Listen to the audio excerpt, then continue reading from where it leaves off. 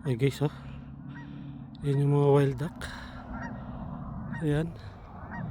So may mga wild duck na talaga dito. Ayan. So yan yung mga wild duck dito ngayon sa Bide Miller, guys. So marami sila. Nandun, ayun. Tsaka nandun. Ayun.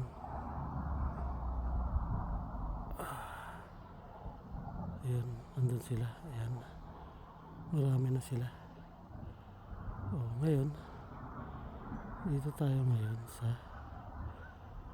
ayan. Mga nagpapahinga sila. Ayan. Nagpapahinga sila ngayon, guys. Ayun. Ayan pa isa, lumalapit yung isa. Oh, di ba? Medyo mahilap sila, guys. Hindi sila maano sa tao. Pero itong kita, guys. Yung mga palanding na din.